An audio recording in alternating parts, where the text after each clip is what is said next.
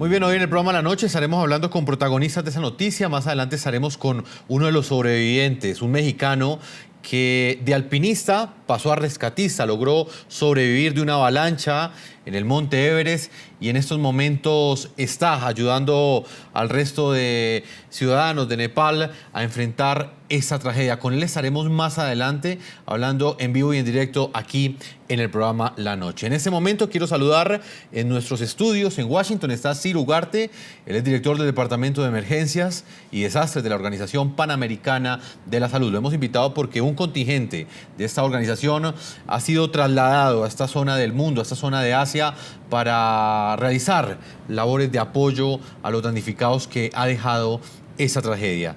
Y en nuestros estudios en la ciudad de Nueva York está Janet Fernández Castro. Ella es especialista en recuperación, cambio del equipo de cambio climático y reducción de riesgos de desastres del Programa de las Naciones Unidas para el Desarrollo. Es máster en políticas públicas de la Universidad de Harvard. La hemos invitado también porque ha trabajado en Katmandú, una de las ciudades más afectadas por el terremoto del pasado sábado. A nuestros invitados les doy la bienvenida. Voy a comenzar en Nueva York con Janet Fernández, preguntándole por qué ese terremoto que afectó a Nepal y que afectó principalmente a su capital, a Katmandú, ¿por qué ha sido tan trágico? ¿Por qué ha sido tan devastador y ha generado tantas víctimas? Bueno, muchas gracias por la invitación. Fundamentalmente desde la perspectiva ingenieril, era muy conocida la alta vulnerabilidad de varias de las edificaciones en el centro de la ciudad de Katmandú, fundamentalmente caracterizadas por una tipología que es bastante vulnerable frente a la actividad sísmica. Generalmente esta tipología se conoce como mampostería de adobe, mampostería de ladrillo y mampostería de piedra en esa zona, sin elementos que le permiten resistir de buena manera estas fuerzas sísmicas o fuerzas laterales. Sin embargo, se observa que efectivamente estas edificaciones altamente vulnerables fueron seriamente afectadas, pero se ve algunos edificios, digamos que un importante número de edificios que se han mantenido en pie y que obedece a iniciativas de los últimos años para el uso de enfatizar el uso de códigos, normas y estándares de construcción, lo cual se ha ido mejorando a partir de la década de los 90 probablemente en Katmandú, en la ciudad de Katmandú. Permítame, voy con el señor Ciro Ugarte, que también está en nuestros estudios en Washington. Él es otro experto también en temas que tienen que ver con este tipo de desastres. Señor Ciro, ¿por qué esa tragedia que hoy enluta a Asia y al resto del mundo ha sido tan desastrosa? Y se lo pregunto porque usted ha liderado ese equipo de la Organización Panamericana de la Salud que ya se encuentra en el lugar de la tragedia, entregando ese apoyo que tanto esperan los nepalíes el día de hoy. Bueno, Jefferson, es un placer saludarte y también a los que nos escuchan y nos ven. Esta tragedia ha sido muy difícil debido a que lo que me manifestó Janet, la estructura de las viviendas, pero también algunas características del sismo. En realidad, hay muchísimos daños en establecimientos de salud fuera del Valle de Katmandú que todavía no se han identificado y es probable que identifiquemos mayor cantidad de heridos y mayor cantidad de fallecidos en esas zonas. El caso es que la evaluación de daños está siendo relativamente difícil debido al acceso a las zonas más afectadas, pero también a temas de logística que es propio de estas situaciones de emergencia. Vimos en Haití muchos de los retos que ahora estamos viendo también en Nepal. El tema de la congestión en los puntos de entrada principales, pero también en las rutas de acceso a las zonas más alejadas. Por supuesto, hay un interés especial en la capital, pero hay muchas otras zonas donde hay personas que con menos recursos que seguramente vamos a encontrar en los próximos días que necesitan más ayuda que en la capital. Señor Ugarte, una comisión de la Organización Panamericana para la Salud ya está en Nepal. ¿Qué reporte ha recibido usted de ellos sobre la situación que enfrenta este lugar de Asia en este momento?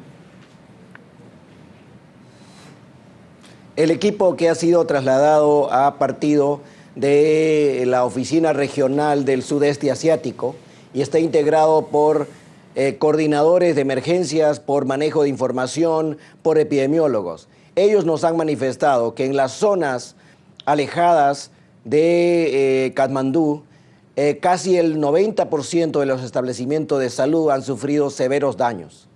También que varios hospitales están teniendo problemas para poder atender a los heridos, incluyendo en Katmandú y en otros lugares, debido a la escasez de suministros, al daño en alguna de sus estructuras, pero también a la falta de generación eléctrica continua. No hay necesidad de más médicos porque han llegado equipos médicos internacionales que están siendo coordinados por ese equipo que ha llegado de la OMS a la zona, en coordinación con el Ministerio de Salud y Población. Pero hay necesidades grandes de suministros, de tiendas de campaña para atención de heridos, pero también para reemplazar y recuperar aquellos servicios esenciales, incluyendo temas que proveen salud y bienestar a la población, como el agua, los alimentos, el abrigo, que todavía están haciendo falta en gran parte de las comunidades afectadas. Señor Ugarte, ustedes también están canalizando ayudas para estos damnificados de este terremoto. Entréguele usted razones a nuestros televidentes, a quienes nos ven en todo el continente americano, razones por las cuales hoy los ciudadanos, los latinos, deberíamos apoyar, deberíamos hacer aportes a ese equipo de trabajo que lideran organizaciones como la suya y que están apoyando a los cientos de miles de damnificados que ha dejado este terremoto. Así es, hay muchas organizaciones que están brindando ayuda. Una de ellas es la Organización Mundial de la Salud, en apoyo al Ministerio de Salud. Por supuesto que existe el movimiento de la Cruz Roja, Médicos Sin Fronteras y varios otros organismos de ayuda humanitaria. En el caso de la Organización Panamericana de la Salud, existe una fundación que se llama Fundación OPS, que puede recibir contribuciones voluntarias. En este caso yo quisiera recordar algo, que cuando nosotros donamos en especies algunas cosas, alimentos o medicamentos u otros elementos para ayuda a una población damnificada en una zona de difícil acceso y con problemas logísticos, frecuentemente esas ayudas se quedan en los lugares de entrada y el costo de enviar esa ayuda es mucho más alto que el costo en sí de los productos.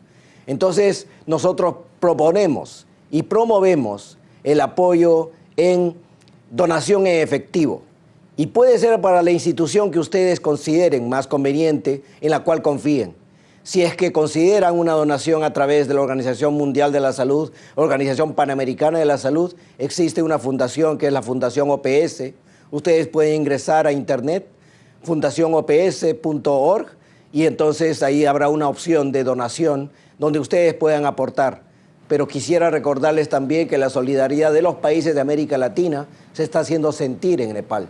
No solo en temas de solidaridad, pero también en aporte y en envío de suministros y equipos y donaciones en efectivo.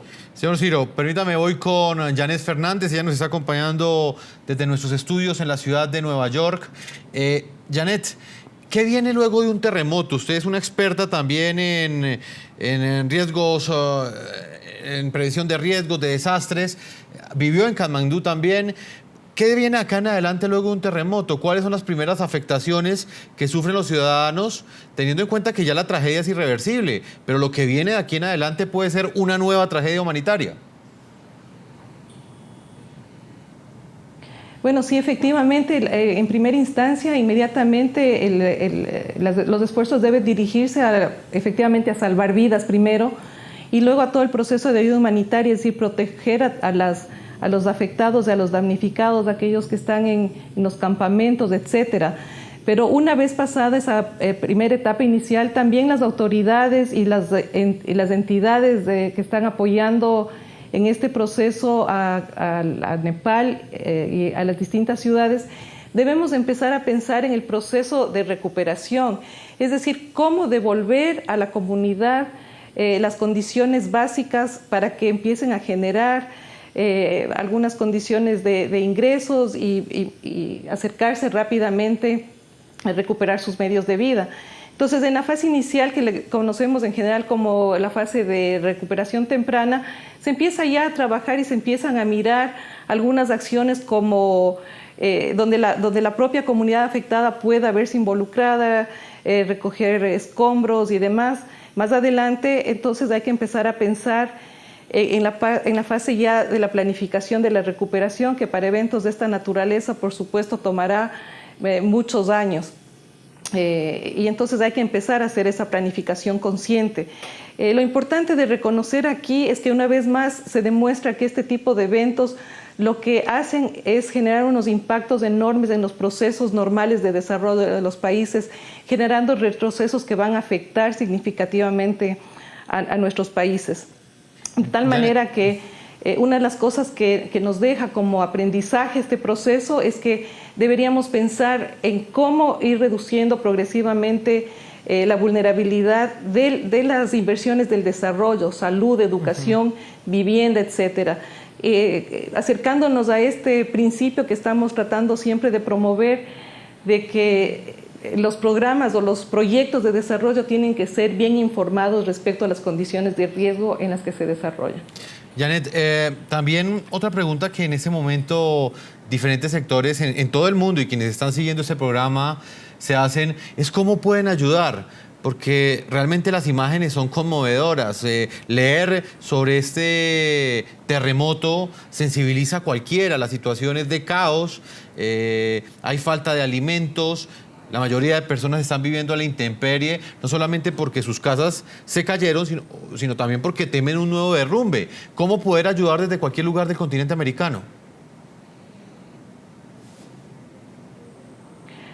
Bueno, me parece que el llamado que ha hecho Ciro es muy importante. También hay que tener en cuenta la capacidad interna y la capacidad propia que tiene la región de Asia en este caso. Los países vecinos que ya han sido digamos, fundamentales en el proceso de apoyo en estas circunstancias, pueden servir a través de sus expertos y a través de las experiencias pasadas en estos procesos de recuperación. En la ayuda humanitaria inmediata, nuestros países en Latinoamérica, por supuesto, ya han demostrado su solidaridad en eventos pasados y estoy segura que mostrarán y empezarán a hacer sus contribuciones inmediatamente. Janet, permítame, voy con Ciro Ugarte, que nos está acompañando también desde los Estados Unidos. Nos está acompañando esta primera media hora porque en el segundo bloque estaremos hablando con uno de los sobrevivientes de esa tragedia, de una de estas avalanchas. Señor Ciro, para finalizar este bloque y esa entrevista con usted, muchos han asegurado que esa tragedia era predecible. Si bien es cierto, un terremoto no se puede vaticinar, había un conjunto de expertos en esta zona del mundo, en Nepal, que habían entregado una serie de investigaciones donde aseguraban que precisamente como sucedió, en los próximos días, en las próximas semanas, se iba a presentar una tragedia de esta magnitud. ¿Usted qué opinión tiene frente a eso? ¿Usted cree que una tragedia de estas puede ser predecible en el contexto de lo que dijeron estos expertos? Bueno, el análisis de la situación y de la amenaza sísmica en Nepal es bastante conocida y ha sido analizada por los expertos, por los sismólogos y por otros expertos que han analizado no solamente la magnitud del posible terremoto, sino también de las intensidades, es decir, de cómo es que la infraestructura iba a resistir. Y es por eso que desde hace unos 10 años se inició un proceso muy intenso de preparación de los equipos, pero también un proceso de reforzamiento de la infraestructura crítica. Quizá por eso no vemos hoy que los hospitales principales en Katmandú no colapsaron, continúan en pie. Están sobresaturados de pacientes, pero están funcionando. Y esa es una lección que deberíamos aprender todos. Deberíamos ver a nuestros países, analizar el análisis de amenazas y ver qué es lo que está pasando en nuestros países y ver si nuestra infraestructura crítica está lista para responder a esas amenazas, no mirando solo a Nepal, porque efectivamente ese es un hecho que ya se conocía. De hecho, quisiera comentarles que la semana pasada tuvimos un curso internacional para equipos médicos internacionales y para coordinadores de ayuda en salud, y uno de los escenarios que hablábamos era que había previsión de que un terremoto destructor ocurriera en Nepal. Es decir, eso se conoce, pero se conoce también otras amenazas en nuestra región. No podemos aducir desconocimiento. Necesitamos trabajar para reducir el riesgo y para enfrentar los daños cuando estos ocurran. Esa es nuestra responsabilidad en las Américas. Claramente, y es un hecho que desde ya está prendiendo las alarmas en diferentes autoridades del continente americano. Señor Ciro Ugarte, yo le agradezco que usted, como director del Departamento de Emergencias y Desastres de la Organización Panamericana de la Salud, nos haya acompañado desde nuestros estudios en Washington. Muchas gracias. Gracias, muchas gracias. Vamos a hacer una primera pausa comerciales. Cuando regresemos estaremos dialogando con Orlando Castro. Él es un sobreviviente mexicano, es un alpinista que logró salvarse de esa avalancha que ocasionó el terremoto que el pasado sábado afectó a Nepal, en el continente asiático. Una pausa y ya regresamos a la segunda parte de este programa de la noche.